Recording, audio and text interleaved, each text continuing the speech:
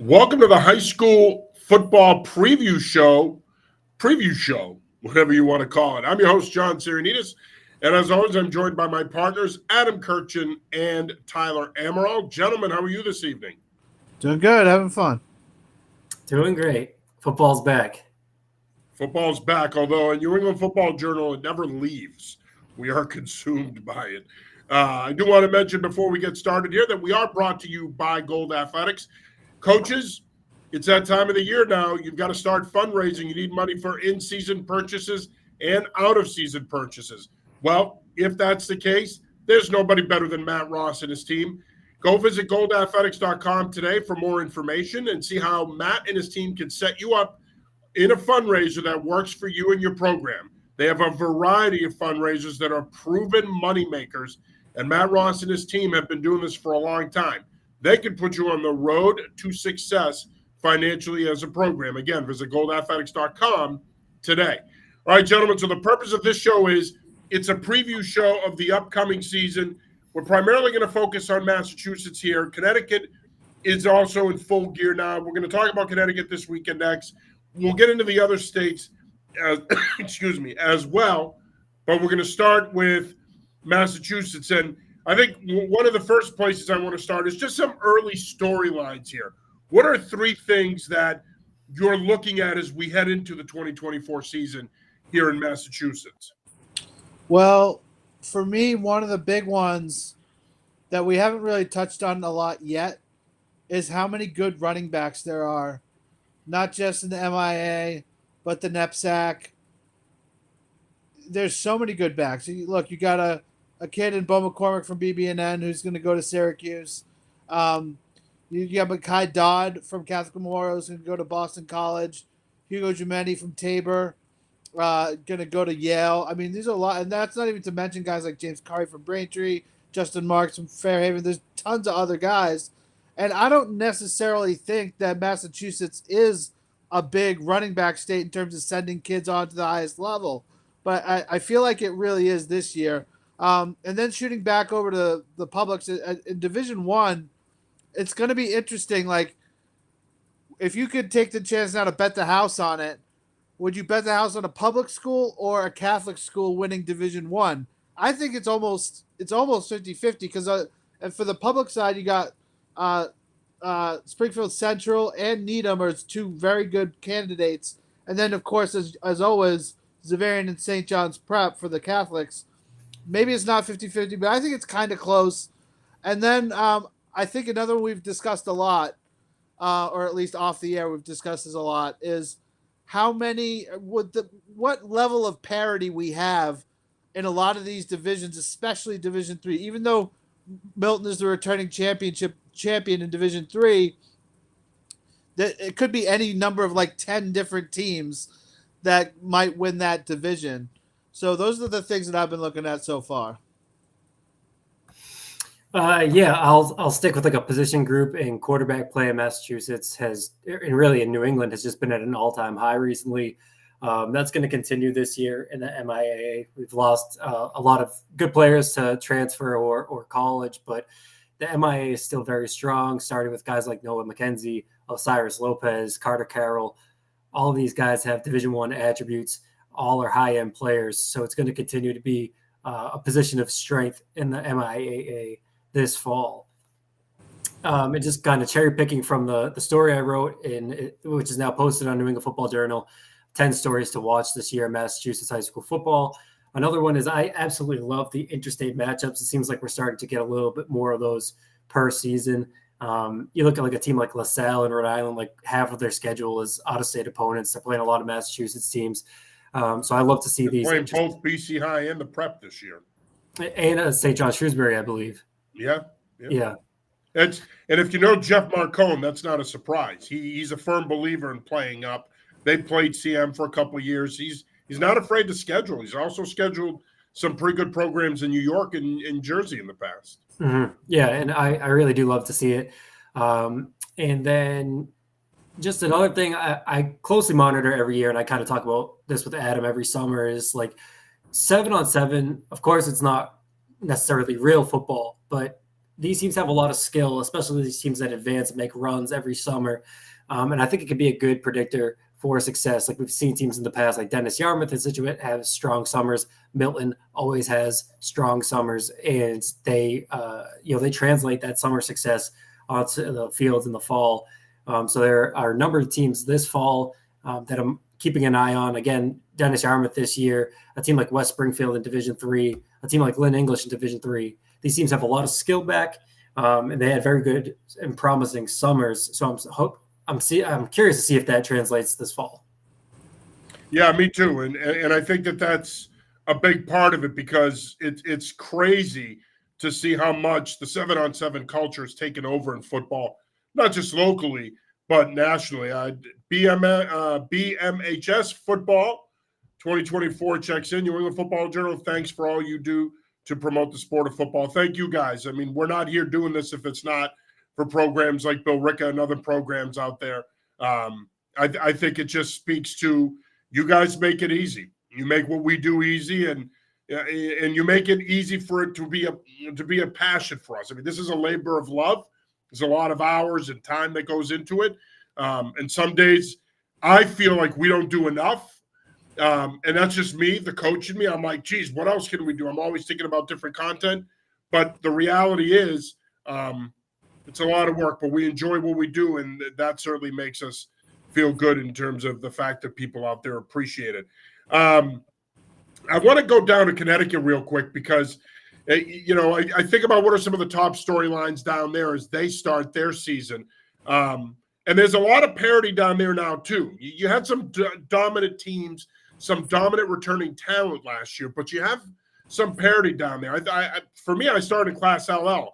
Is Staples good enough to repeat? I think Adam Barron's is a good football team coming back. Obviously they got to replace Caleb Smith, which is hard. He was the best player in the state last year, but he's established a program there now, and the records they've had, periods of success throughout their history, and the expectation is that it's championship or bust there. So I'm curious to see if they can repeat in Class LL. Now, I do think in Class LL you could see a Greenwich revival. I think you could see a Fairfield Prep revival. There's some really good programs in Class LL, but I do think you got West Haven with Nick Conley coming back at quarterback. I think, for me, I'm curious to see if they can repeat there. The other thing that I'm looking at is this Alliance schedule this year is fantastic. There's so many good matchups out of the gate with the Alliance games in Connecticut. I'm especially looking forward to, to your point, Tyler, about these interstate matchups. I'm looking forward to the Hendricken games against Greenwich and Fairfield Prep. I think they're going to be tremendous games.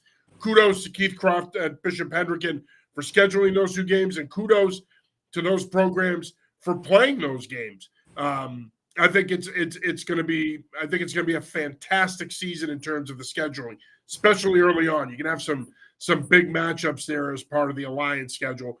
And I think the third thing for me is when I look at some of the other divisions, I think to myself, all right, who could be the dominant team? And Adam and I talked about this a couple of weeks ago. Is this the year that Darien gets back to being Darien? Are they the class of Class L? I mean, you got New Canaan, Lou Marinelli, they won it all last year, beat Darien in the title game. But is this the year that Darien, Andy Grant, gets this program back to where they belong as state champions?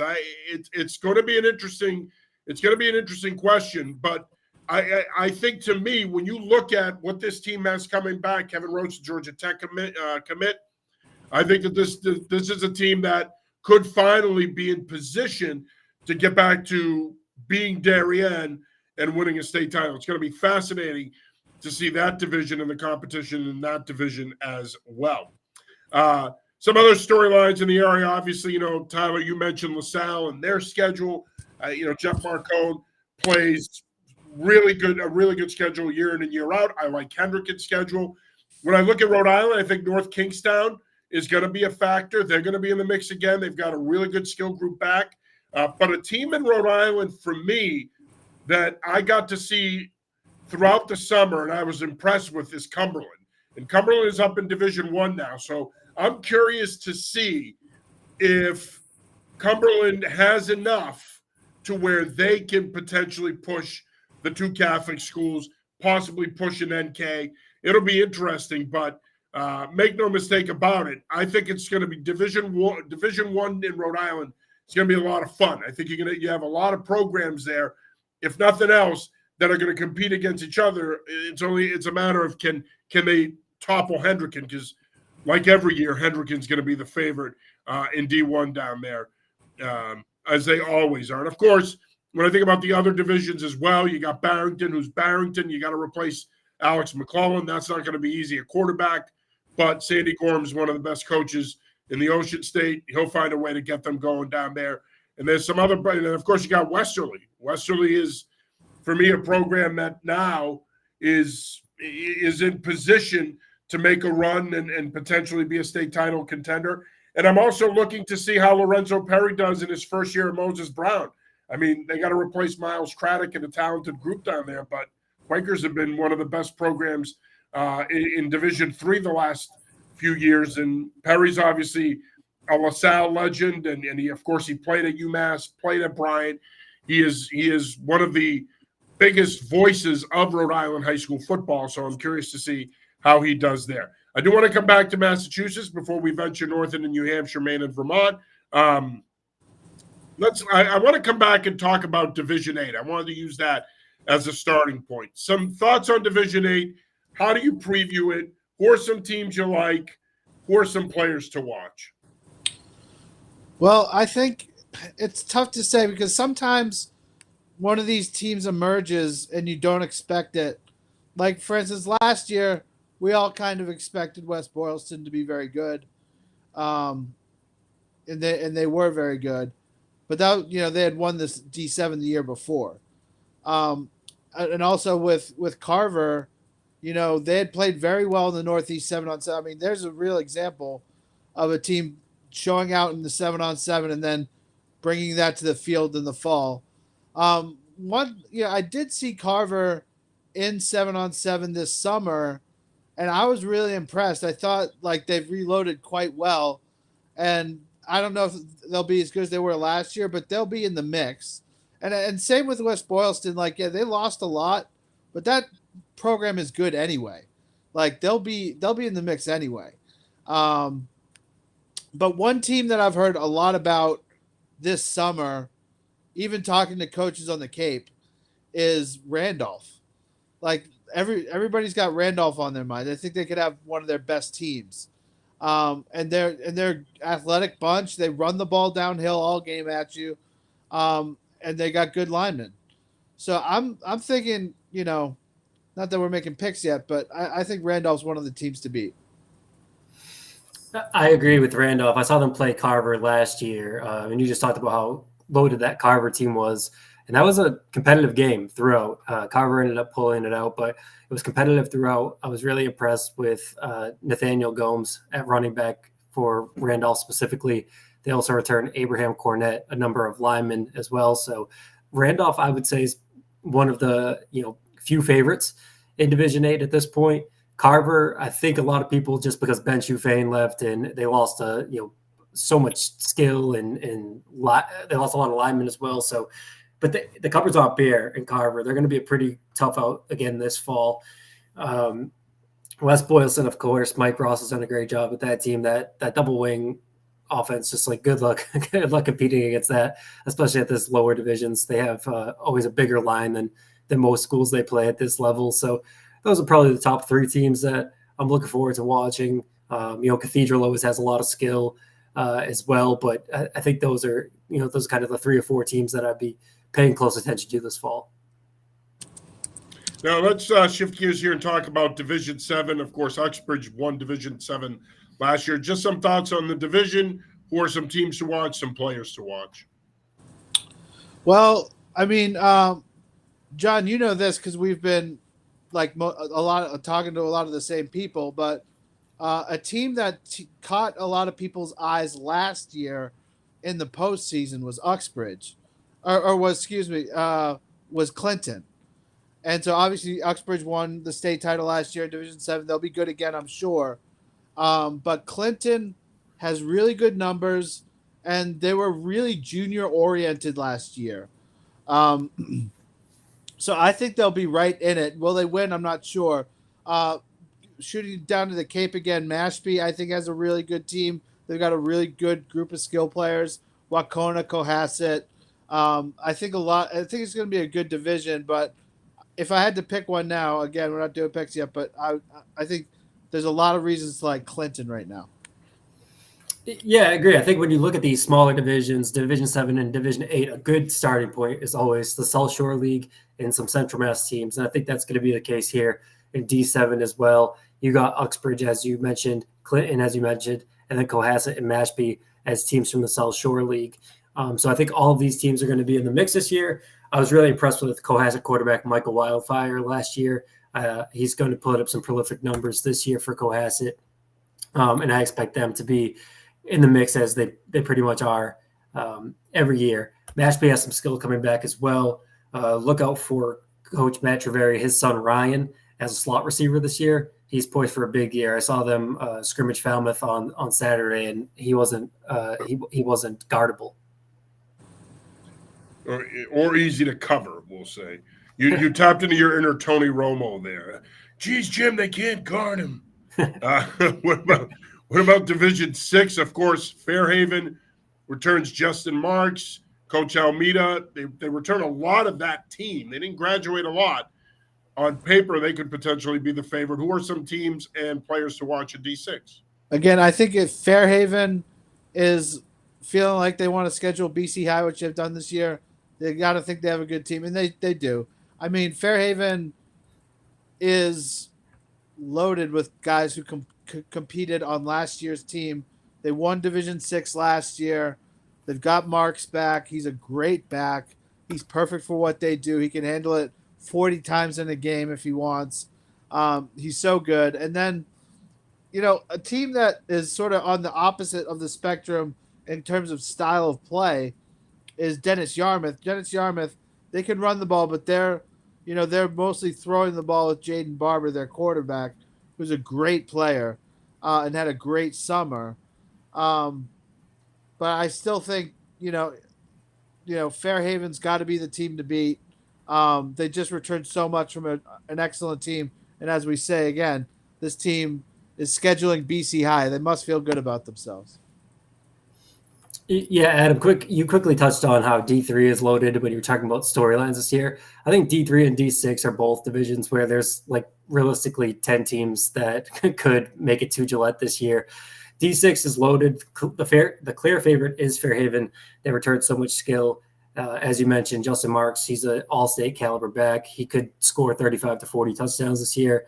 Other teams to watch, Hudson led by quarterback Jake Attaway, Dennis Yarmouth led by quarterback Jaden Barber. These teams have a lot of returning pieces from playoff teams last year. Norwell was upset. They were the 1 seed in D6 last year. They were upset in the second round by Fairhaven. Look out for them this year. They added Situate to the non-conference schedule. Will Bostrom's a really strong player. So Norwell's a team that could bounce back this year and make a deep run. And we're going to shift gears here now to Division 5, where Foxborough dominated last year, returns a good amount of that team from last year's Super Bowl winning team. Could the Warriors go back-to-back here? Who are some teams and players to watch in D5? I feel the same way about D6 as I do D5. I think the returning champion has to be the odd money favorite to win again. I feel like Foxborough is one of the most impressive teams I saw all of last year, regardless of division. They're so big up front. Usually teams in that division aren't that size, and I think that makes a difference. And Ben Angelini comes back as running back. Foxborough is just a really good team. Again, some other teams that will be in the mix. I think Shawsheen with Sid Tilsley. Slinging Sid. That's what you were trying to say. Yeah, exactly. Slinging Sid Tilsley. One of the best quarterbacks in the state, regardless of division. I think Hanover just going to reload Apponequet with Brody Jolie. Fenwick is a team that, look, they couldn't go to the postseason last year because of those sanctions, but I do think they're going to be in the mix. They're going to be a playoff team and could be a Final Four team. if they play up to their potential. Yeah, Foxborough is the clear favorite here. And then Adam, when you were talking about Fairhaven, there's a lot of similarities between Fairhaven and Foxborough in their respective divisions. And you said that Fairhaven must think they have a good team because they're scheduling BC High, but that Foxborough schedule with Lincoln, Sudbury, Scituate, King Philip as non-conference games, it's an absolute gauntlet for a Division 5 team. And they play Walpole too. And Walpole too, right? So it's a brutal non-conference schedule for them. But they're the clear favorites in Division 5 again. You mentioned Shawsheen. Hanover made it to the state championship last year.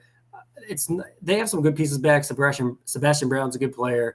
They have some other key guys back too. They won't be quite as good as they were last year, but expect them to be competitive again. Bishop Fenwick, of course, back from the postseason ban. You mentioned Apponequet. Old Rochester's always a tough out. And then I think Denham could be a sleeper team here with AJ Panett back. And what about Division 4? Division 4, of course, was won by Duxbury last year. Dragons are what they are. They're going to be in the mix year in and year out. Some thoughts on D4, players and teams to watch?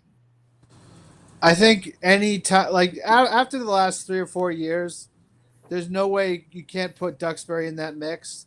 They're squarely in the middle of the D4 title chase every year. They're coming off back-to-back wins over Grafton and Scituate. Again, though, I think some of the teams I've seen, like I saw Grafton this summer. They were very good, and I think they're going to be tough to deal with in that division. Scituate with Lawson Foley, the wide receiver, real tough player. I think they're very good. And I just think that one team that I think would be fun to watch is Wayland with Max Dreesens at running back. He's also a linebacker, but he's a big, fast running back, and he can take over a game for you. Yeah, I think you have to start with Duxbury at the top of the list here, just based on their resume and their history here as a program. I think Scituate's probably the favorite in my eyes. They have some linemen back, Lawson Foley, as you mentioned, Willie Robinson. They're a really skilled team, really well-coached team. So I think Scituate's going to make a deep run again this year. Some other teams to look at here, Grafton, Coach McMahon does a great job there. Chase Diamond is one of the better two-way linemen in the state. Tewksbury is always a tough team to watch.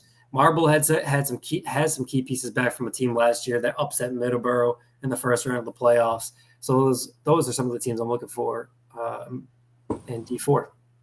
Yeah, I got to see Norwood yesterday, who was in D4 as well, in their scrimmage against Walpole, and I was impressed with them. I think that they've got a senior laden team, and this was a really good class when they were freshmen. They went undefeated, ran through the Tri-Valley.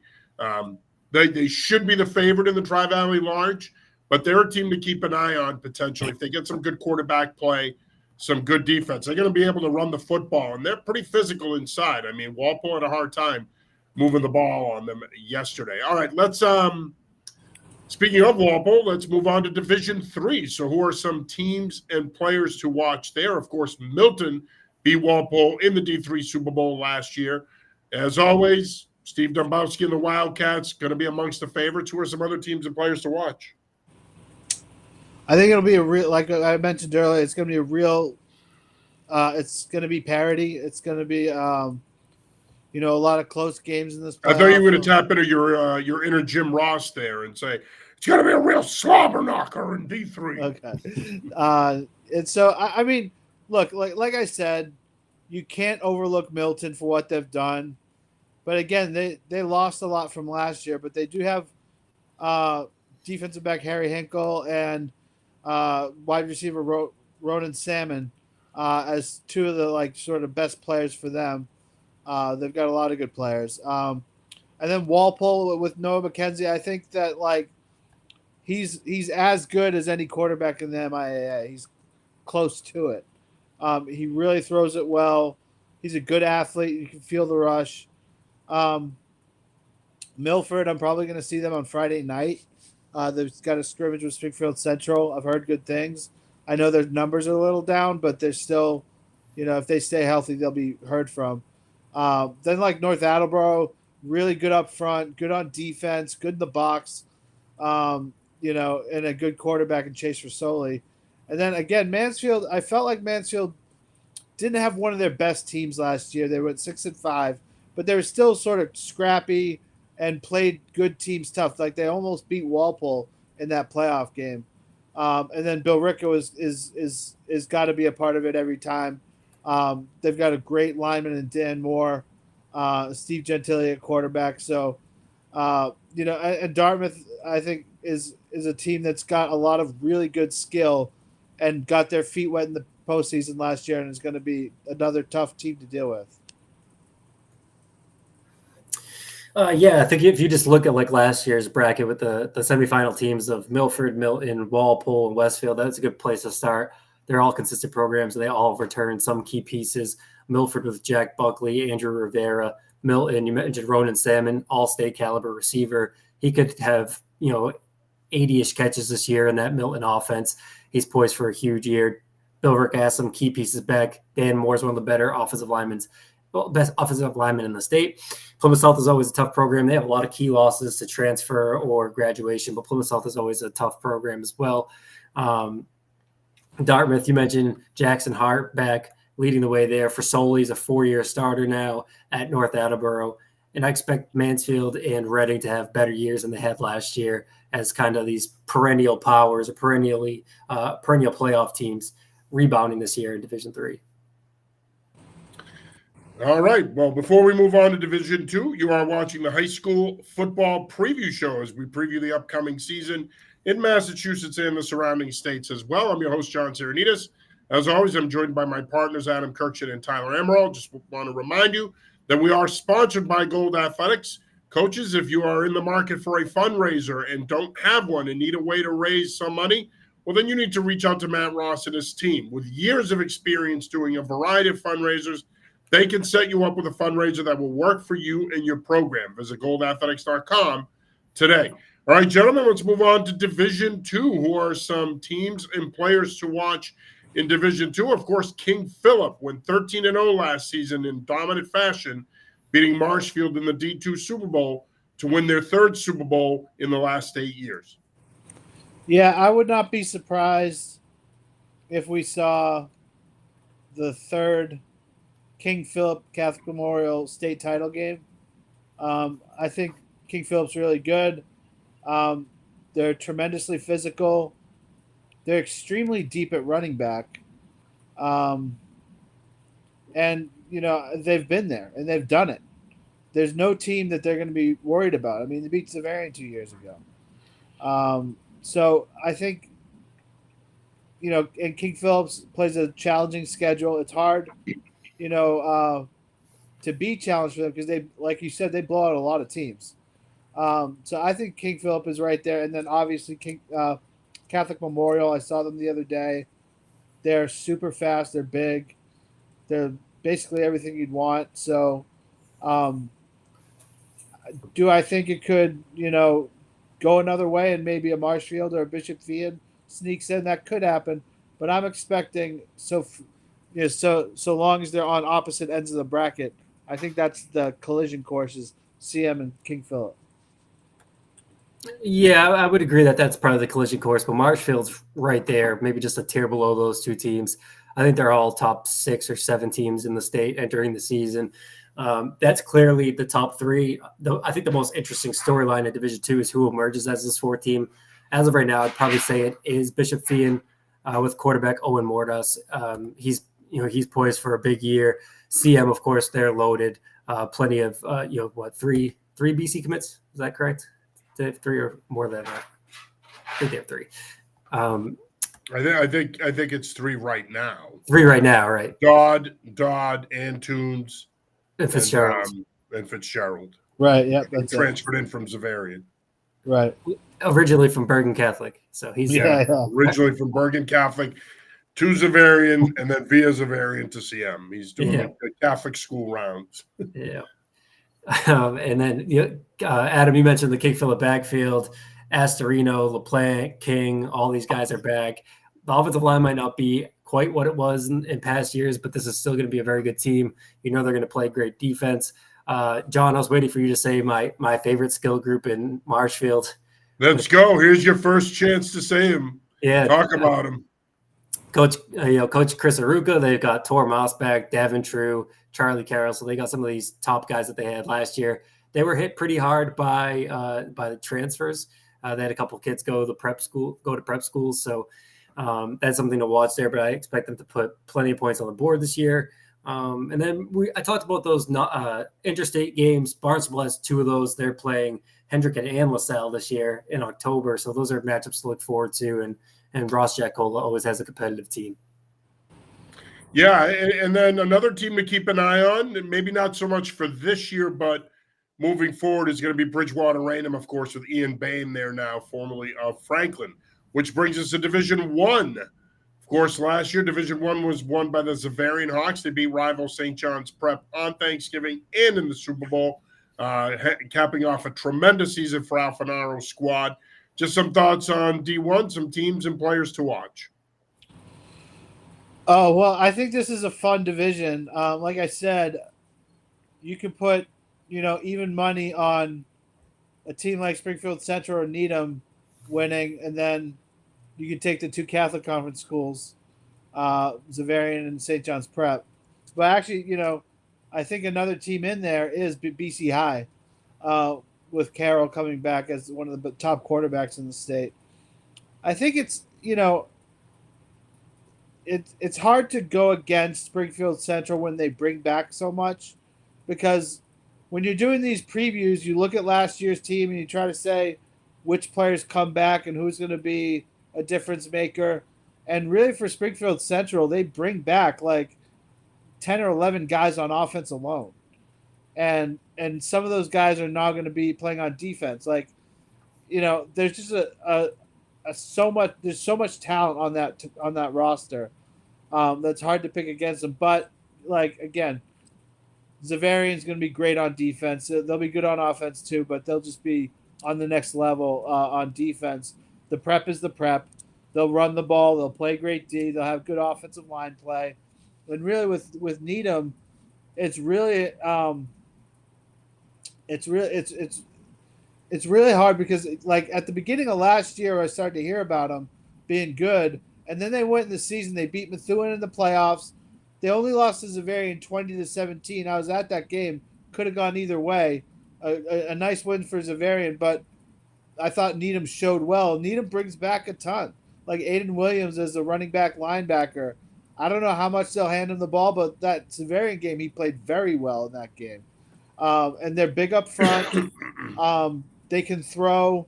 They can be multiple on offense. They do a lot of the Wildcat stuff. So I think it'd be really interesting to see how far a team like Needham goes, because they've got so much talent, so much experience, and they've got a little taste of it from last year, and we'll see how they go. Yeah, I think D1 is really interesting. I think on paper it is probably Springfield Central as the favorite, returning Jared Stain and Kaji Charles, Dom Rios. Like they have a lot of multi-year starters here. Matthias Barber, Dwayne Early. Like, I mean, this team's absolutely loaded. A lot of D1 kids on that team. So I think Springfield Central enters the season as the favorite, but similar to last year, Xaverian and St. John's Prep, of course, they're going to be in the mix. It looks like Chris Vargas played against Springfield Central in the scrimmage for St. John's Prep. It'll be interesting to kind of see how that unfolds between Chris Vargas and Deacon Robillard at quarterback for Prep this year. Xaverian is obviously losing Hasselbeck, but Will Wood's a very good quarterback.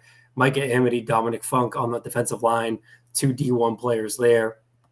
You mentioned Needham. Needham has three FCS kids, so Needham's going to be in the mix again. And then I think it's interesting to kind of see who emerges as this fifth team. I mentioned Leominster earlier with Osiris Lopez. Adam, you mentioned Braintree with James Curry. There's other teams like Andover. I'm interested to see how Franklin is. I don't expect them to be a contender, but with Ian Bain going out and a great replacement in Todd Kiley stepping in, I'm interested to see how a team like Franklin is this year. Can Brockton rebound and get back into the playoff hunt with a new coach? So it's a really fascinating division. Yeah, it truly is, and it's kind of wide open this year. Springfield Central, I think it's fair to say, would be the favorite, but I mean, it really could go either way here. I mean, it's not after you get past them. To both of your points, I think you got a lot of parity there, and I think anybody could come out of that side. And I mean, another team would be Methuen with Shane Eason back. Yeah, they got to replace Drew Eason and some skill guys, but they have a bunch of guys back. They have Shane Eason back. If they get some good quarterback play, some good line play, they could potentially be in the mix. You can't sleep on Everett.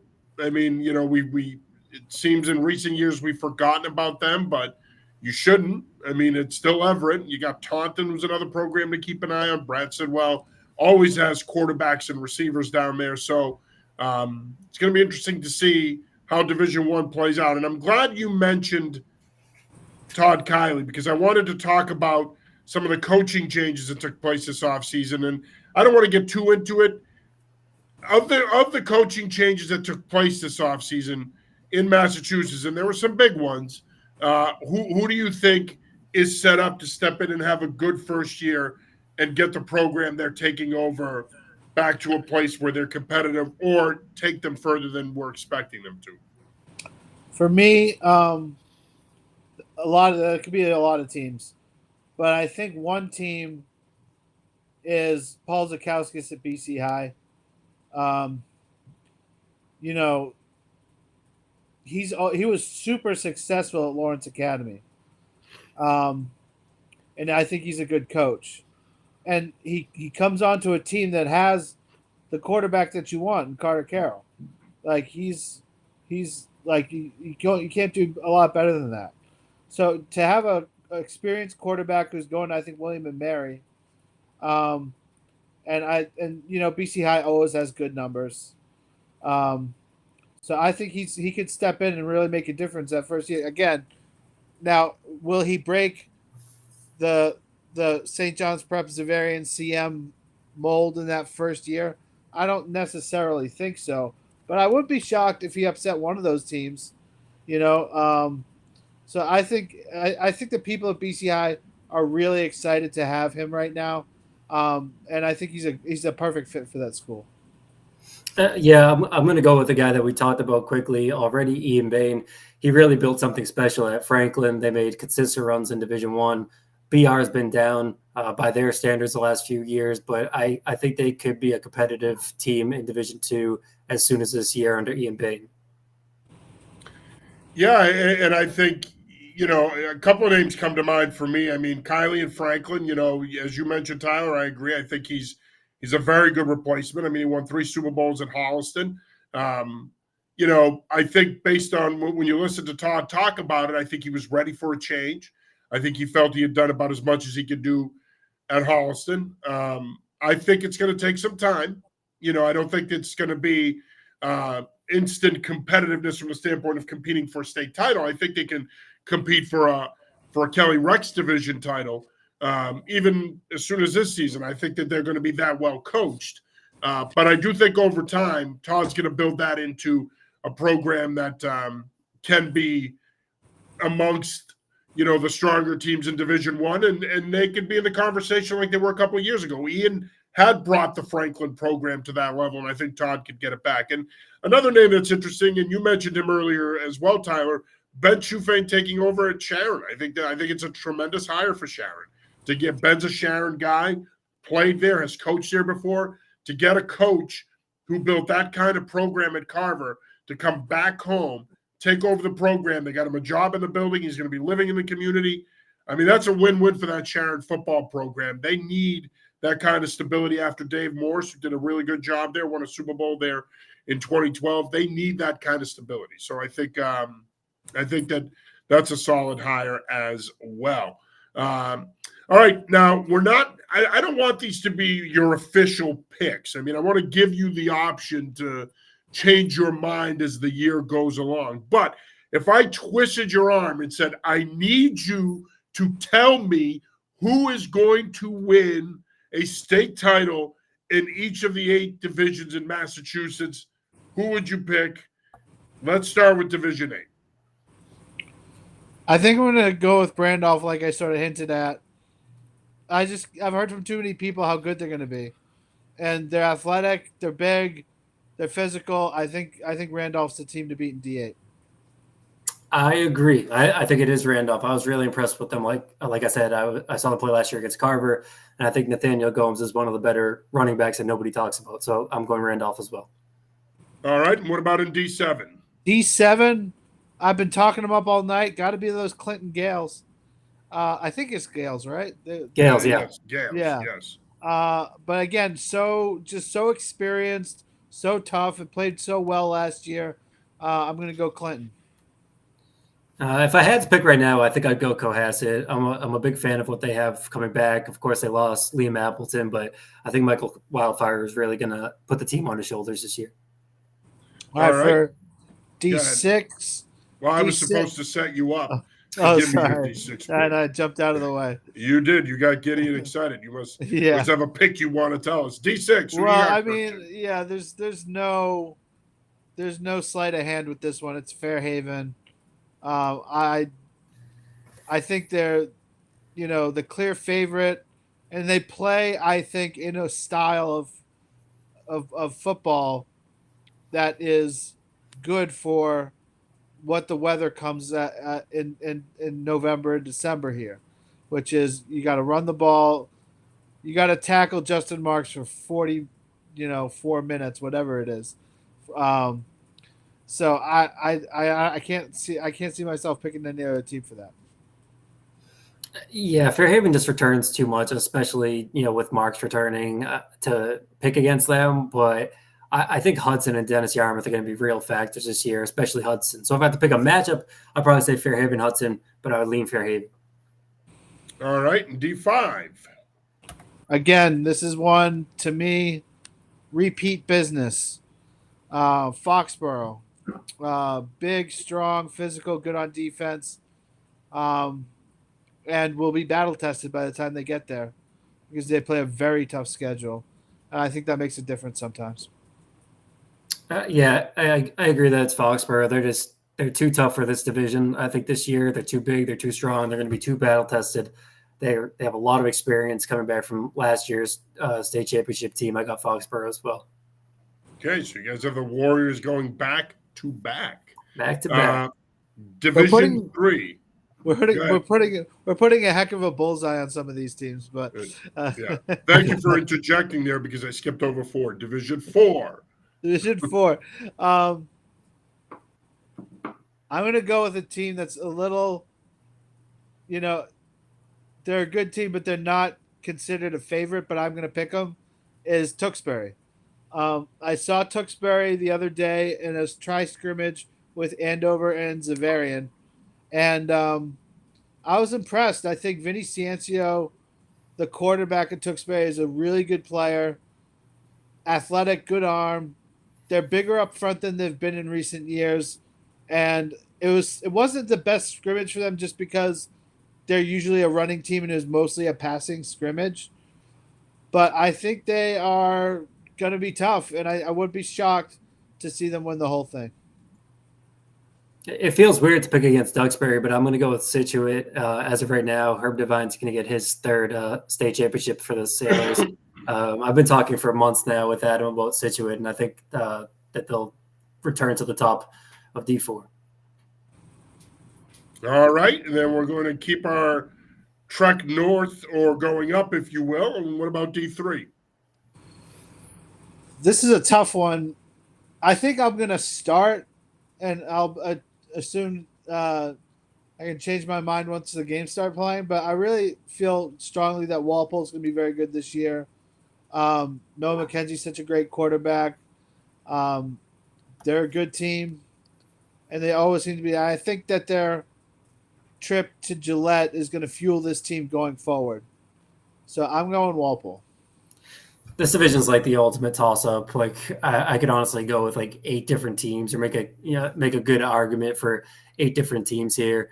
I'm kind of down to Milford, Milton, and Billerica, but I'm gonna go with the Indians here. I'm gonna say Billerica. I like some of the pieces that they have back. Okay, all right, and then we're going to go to Division 2 now. D2. Well, I could get fancy and pick some outside of the box team, but I think CM is a safe bet here. I think there's some good really good teams, and I think a game with King Philip is, would be great. Same with Marshfield. The rematch of that game would be great. I just think CM too talented, too big, too fast. Hard to pick against them, even though there are some very good teams in that division.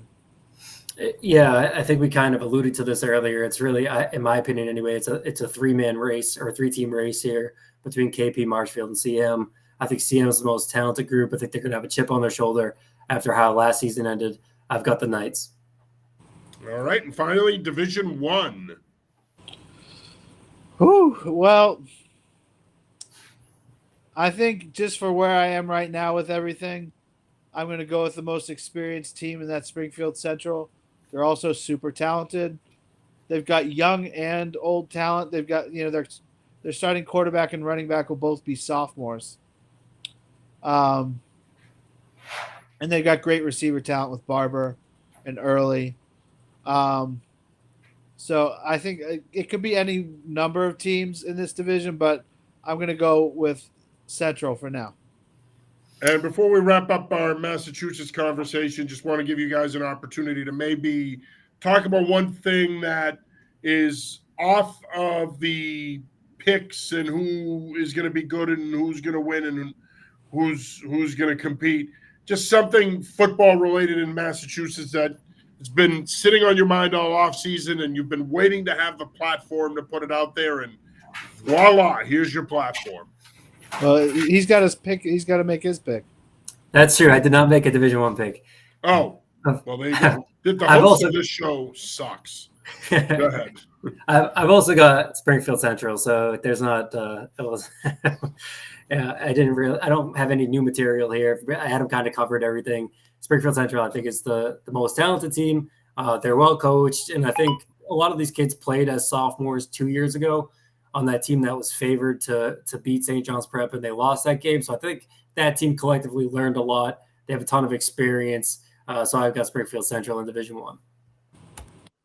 All right. Okay. So now we can go to my question.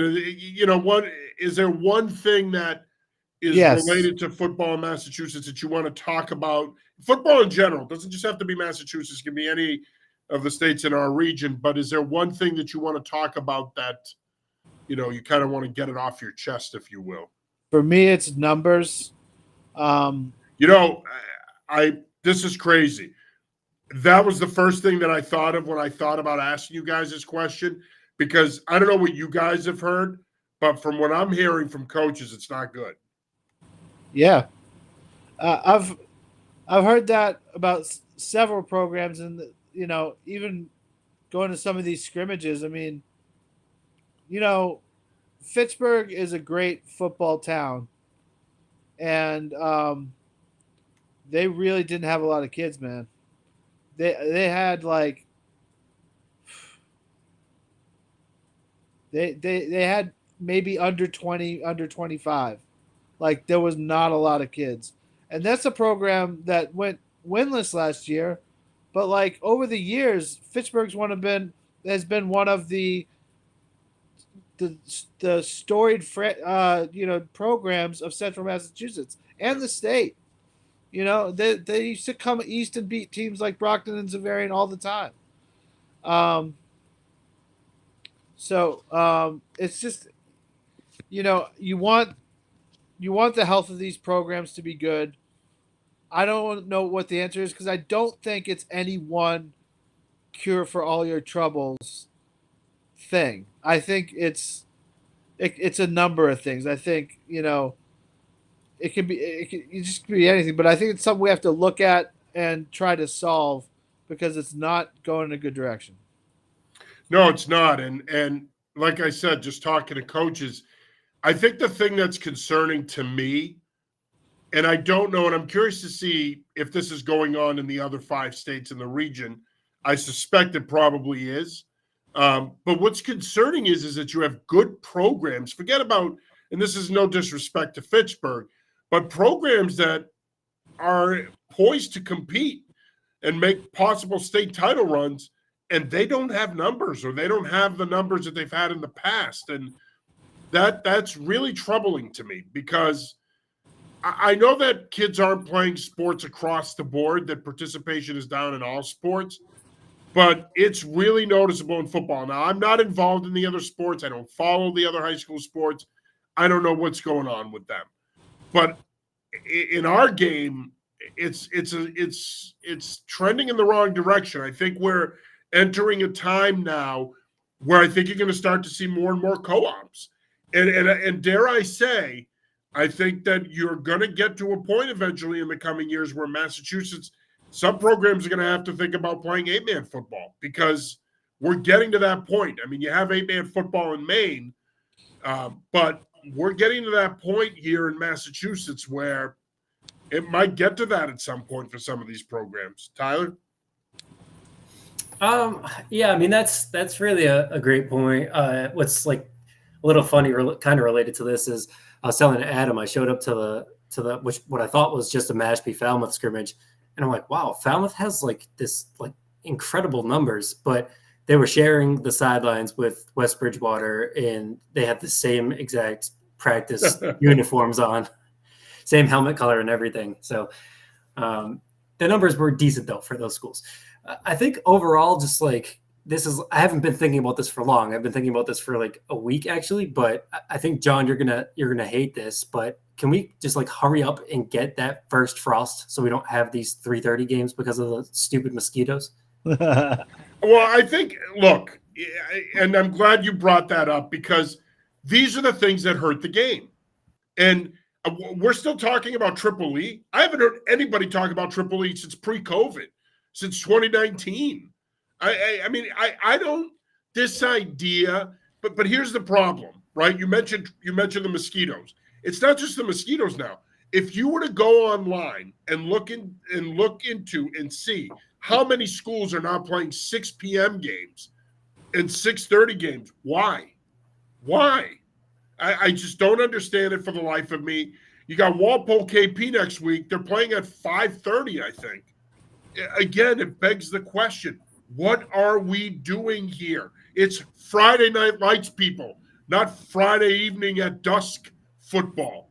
Like, I mean, again, I just think and people don't get it. And people think that we're honks and that we're selfish and it's about us and football. Yeah, it is. Yeah, it's why we're New England Football Journal. We're not New England Fishing Journal. So that's another part of the problem here. I think that stuff like that diminishes the value of the game and it takes away from it. I am amazed at the number of people that I've talked to this offseason that are detractors of the Connecticut plan within the sport that don't want it. Mm-hmm. I'm like, you don't want something where you're going to have to compete even more. You don't want something where you're going to have to play a regular season and then a playoff because, I don't know, that's what makes sense. Every other sport does it that way. So I think a big part of the reason is some of it is generational. I talked to a lot of coaches in the offseason for the coaches chat, and they'll tell me that kids haven't changed. But I think some of these numbers are down partly because kids have changed. They have other interests. There's social media. They don't want to play sports. They're not growing up the same way we did. We grew up playing sports. We played pickup basketball in the neighborhood. We played tackle football games at the park. You know, we played catch with our baseball gloves. Like, they're not growing up that way. They don't value sports like we do. And I'm not about to sit here and try to figure out why they don't. My honest answer is I think some of the kids that have quit sports or don't play, quite frankly, they're lazy SOBs. They don't want to play. I mean, it is what it is. Yes, some kids have tough circumstances and they can't play. They have to work. They have other responsibilities. Totally get it. I mean, I'm a son of Greek immigrants. I get it. I had to balance school, playing football, and working after practice. But there are a lot of factors that I think go into why you're seeing such a decline in numbers. Yeah, I mean, like you went over a bunch of them. I think a lot of kids. Well, I think one of them, what one coach noted to me the other day, is that there's also way fewer 3-sport athletes. Yeah. And a guy who wants to play hockey and wants to concentrate on hockey. We've seen it, this year. Kids think that they're going to go for a scholarship in one sport, and they feel like if they get a trainer and a coach and an AAU coach that they'll go D1 in baseball or basketball or whatever, and they'll skip the football season. And the fact that it's such a physical sport scares away a lot of parents. Yeah. Yeah. No, I agree. We got a couple minutes left here before we wrap up the show. We, of course, go over because we're jumping on our soapbox. It's my fault. I brought up the question. Just real quick, just some thoughts on New Hampshire. New Hampshire, of course, when you look at Division I in New Hampshire, I mean, Bedford's in a pretty good spot to win their third straight state title. They do have some tough games early on. They've got Bishop Girton early on. And this one, you'll love this one, Kirkchin. Bedford and Thornton Academy. Thornton Academy, arguably that's awesome. Best team in Class A up in Maine. That's a week 2 matchup. That's gonna be a fantastic matchup. Of course, Bedford, one of the best defensive programs in the region the last few years. Coach Matthews has done a great job getting that program to a place now where they're a perennial power in the Granite State. In Division II, I'm curious to see how our good friend Coach John Trisciani, does at Pelham. He takes over a very good Pelham program that has had a lot of success through the years. He's going to bring his style as he's going to do it his way. That's who Coach Trish is. But this is a program that has won state titles in recent years. They've been very good. The goal here is to keep it going. But Pelham, to me, certainly is a program that in Division II will be amongst the better programs in Division II. Going back to Division I, I'm also looking for Bishop Girton to take another step and be pretty good under Coach Nalen. I think that they started playing some really good football down the stretch, and I think you're going to see some carryover there. And again, we can't have this conversation about potential state title contenders in Division I if we're not going to talk about Londonderry and Pinkerton. And Jimmy Lazan has a really good team coming back. I think going into last year, there might have been a little bit of sleeping on them going on. That's not the case. This is going to be a good Londonderry team. I think, to me, if you're talking about a team that could spoil the party for Bedford, it could be them. And Pinkerton's Pinkerton. I mean, again, they're going to run their wing T offense. They're going to play really good defense. They're not going to beat themselves. They're going to play a strong schedule. They'll be a factor as well. In D3, of course, you have Campbell, perennial power in Division III up in New Hampshire. We are running out of time here. I do want to talk some Maine high school football and some Vermont high school football. We're going to get to do that next week when we start our first round of preview games. We'll get into Maine and Vermont. I mentioned Thornton with Maine, of course. They're going to be, they could potentially be the class of Class A. Oxford Hills, coaching change. Who knows, how the Vikings are going to look, but they do have some talent back. And of course, you've got Portland as well, who's going to be in the mix as well in Class A in Maine. And of course, I'd be remiss if I didn't bring up Mike Hathaway and the Leavitt Hornets. I mean, they were dominant the last 2 years. Quarterback Noah Carpenter now at Maine playing for Jordan Stevens. The Hornets they're not going to, if you think because they graduated 2 really good classes that they're going to fall off, you don't know Mike Hathaway and the program he's built there. And of course, our good buddy Alex Rotzko at Marchwood in Class C. You know what? They're poised to come back and make a run. And then, of course, you have Noble and you have some other programs up there that I think are going to be pretty good. But we'll get more into Maine and Vermont next week with our Week 1 preview show. Hard to believe that we're going to be doing that next week. Gentlemen, I want to say thank you for taking the time. I know we've run out of time here, but let's do this again next week, and let's do this again for the rest of the season. What do you say? Let's do it. Let's do it. It'll be fun.